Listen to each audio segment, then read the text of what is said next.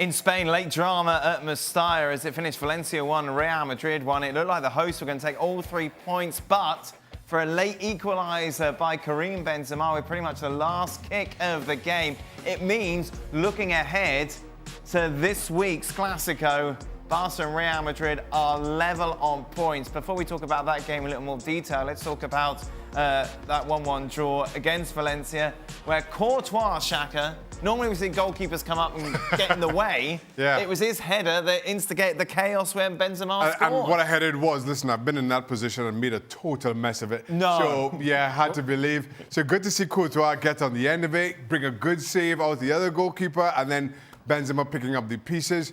But a good save off the other goalkeeper. It was a good save. He headed it up, and he just. It was a good save from 6 yards out. I thought the ball was on fire. He went. Ooh. He's reacting to a header from 6. I thought it was a good save. I thought it was an even better header. Benzema gets the and then the Valencia defender got the ball stuck under his feet. Yeah, that was a joke. That was the mistake. And then he tried to backheel it, which he scuffed, and he scuffed it straight to Karim Benzema. Yep. Who smashed it into the roof of the net. 1-1, but. Yeah, you're not Courtois' biggest fan, are you? Courtois has not many criticisms. For all our criticism of Courtois, that's probably the best thing he's done. Exactly. But he made a good save as well early on in the match to keep Real Madrid in it. Draw a fair result, Gab?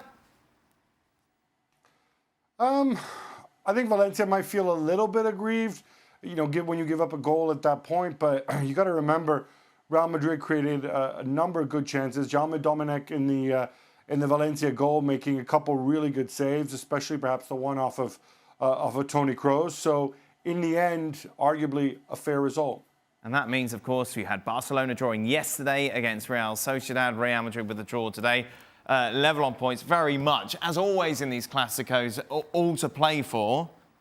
Barca got to have the momentum and the home advantage. Is that just fair enough? I would think so. Listen, at home, everything they play for, it's easy to lean on the home team here, and especially with neither team really playing outstanding football, as you can come to expect from either of these two. And as usual, when we're talking about Barcelona, when we're talking about these Clásicos, and there's Lionel Messi on the park, yeah, it's easy to have Barcelona as your favourite. I just think when you watch these two teams this year, I don't think anybody can sit and say this is what we're going to get from them in the big games. Yeah.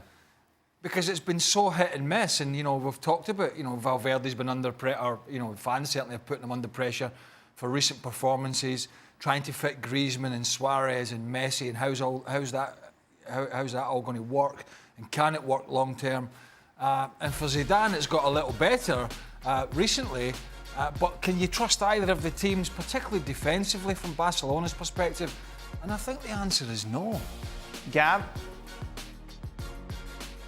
I think the difficulty with Real Madrid is they've had so many injuries, so much upheaval, so many comings and goings. I think if you look at these two teams, Barcelona have Messi and Ter Stegen, although neither, I thought, had a great game on Saturday. Real Madrid have more options, more things that they can tweak and tinker with. He played Isco and Modric almost on the sides of a diamond, or certainly went with the 4 midfielders today. I think it'd be interesting to see if he does that in midweek. Of course, no Eden Hazard. In some ways, there's more things that Zidane can do to give himself an edge, but of course, more things that you can get wrong as well.